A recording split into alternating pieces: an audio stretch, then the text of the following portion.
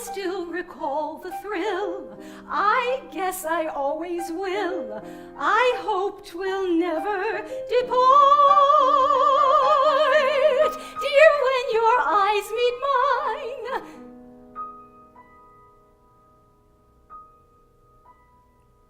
But here's the thing, more and more that fall of 2014, when I looked at Ralph's face, at his eyes, something was amiss, something I couldn't quite put my finger on.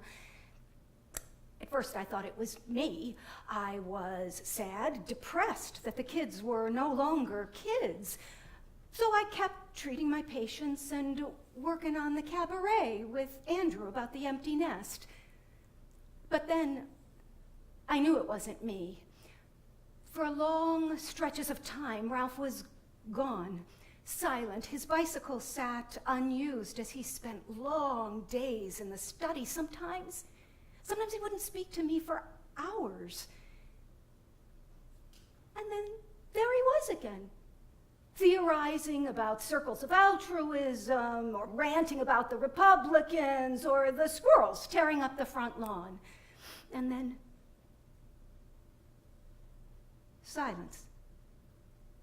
Even the children noticed. Lily asked, "Are you and Daddy getting a divorce?" And I said, "I don't think so."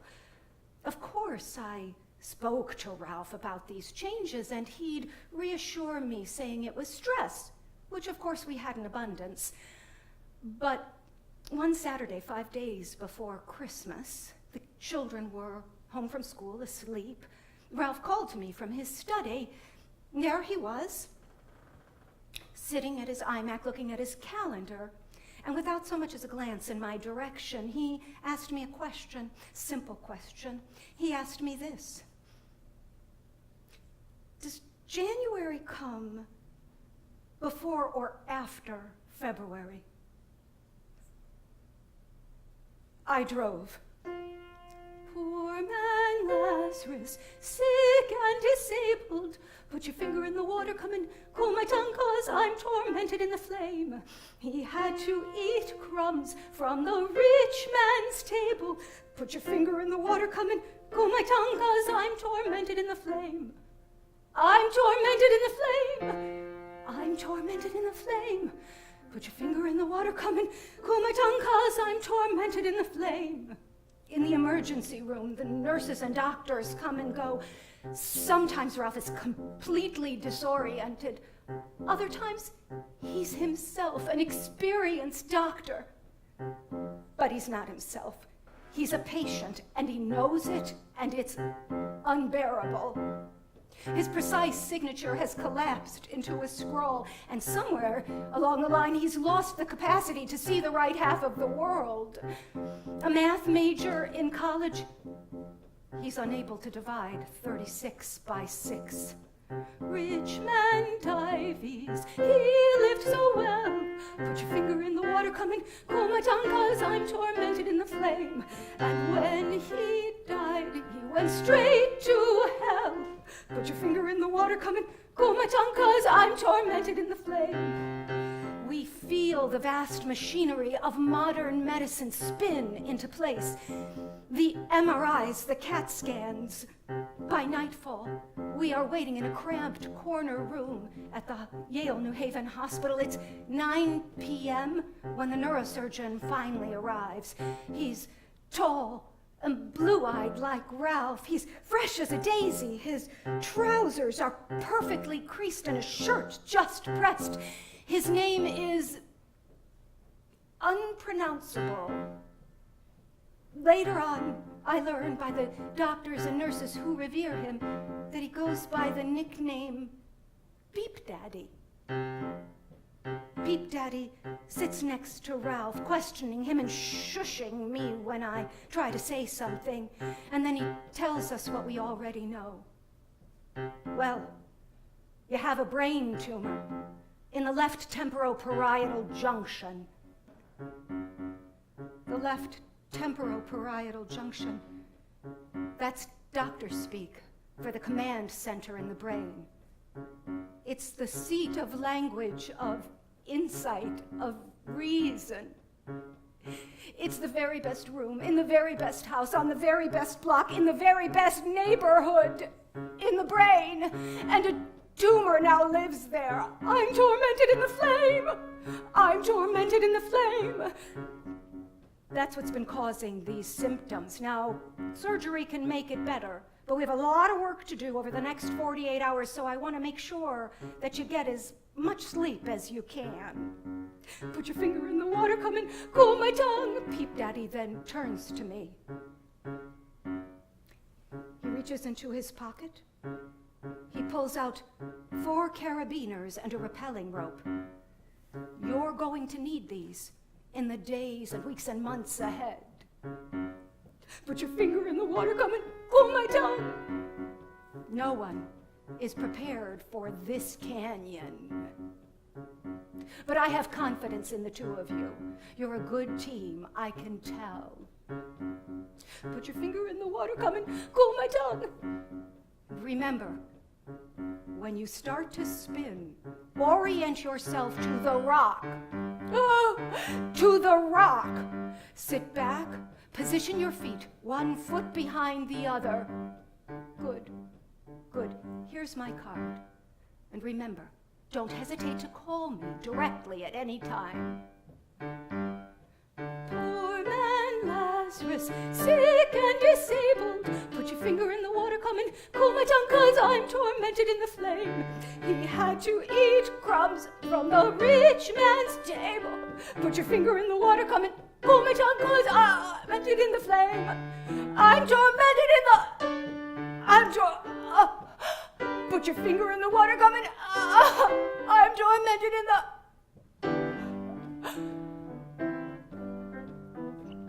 At dawn, 2 days before Christmas, Ralph is wheeled into the recesses of the hospital into a state-of-the-art neurosurgical suite commanded by Peep Daddy, whose expert hands are aided by a magnificent team, and whose path is guided by a 3-dimensional model of a beautiful brain under siege.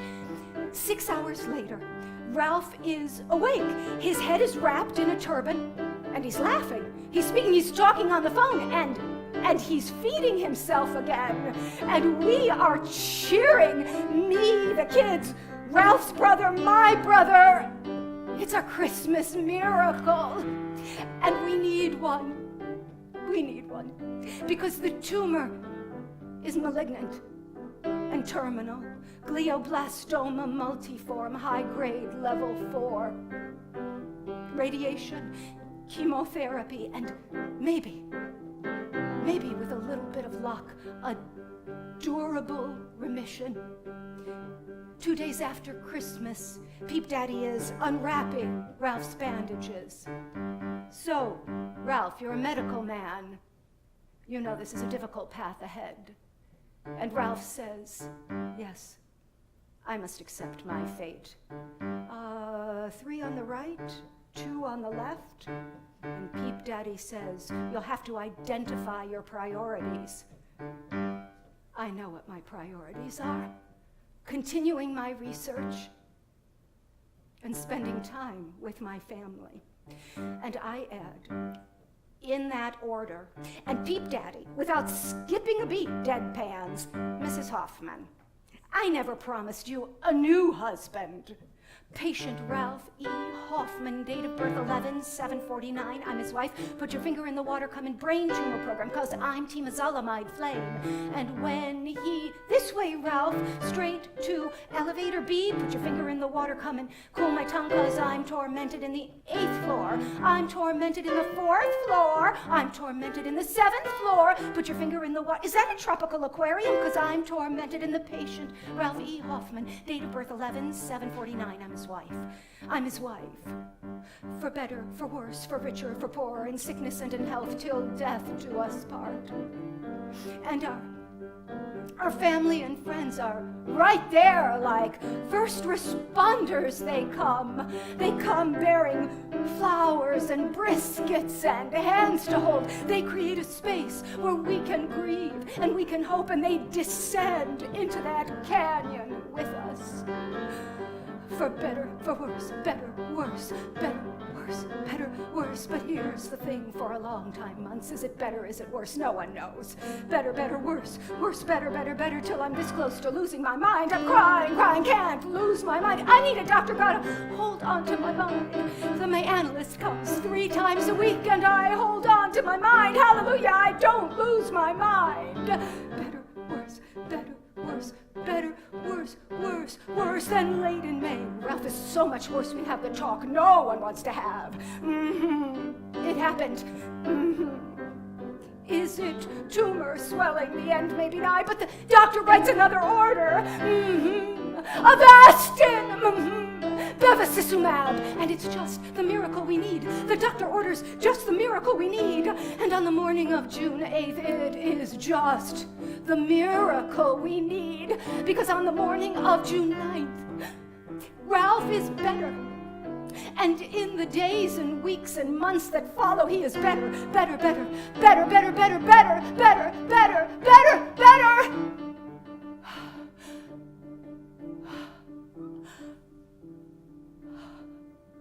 And over the next months, other miracles happen. The sun pours down on us. We vacation on the Gulf Coast of Florida, where we swim with the manatees and marvel at the nests of turtle eggs buried deep in the sand. At home, Ralph is back on his bike, and he's back in the lab, and we have lively conversations at dinner.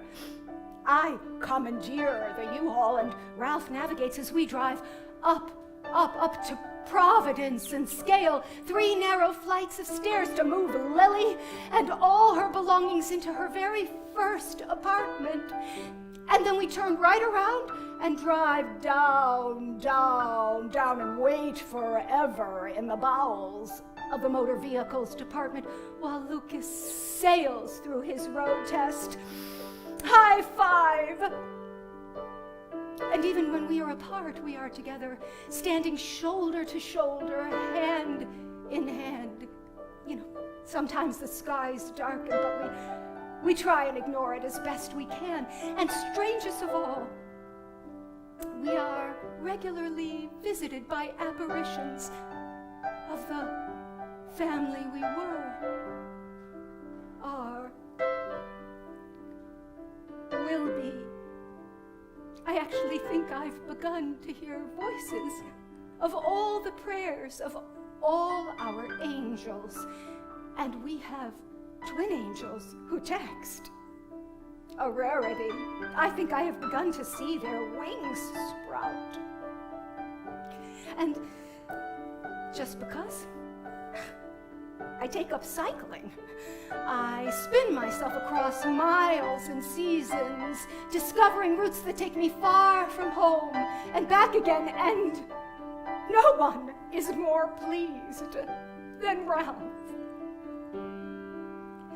I love to shout. I love to sing. June, July, August, September. I love to praise my heavenly King. September, October, November, December. Put your finger in the water, come and cool my tongue. Cool my tongue.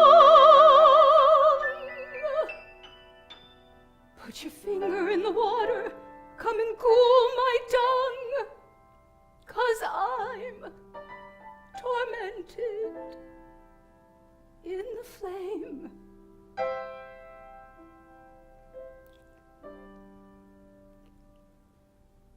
Better.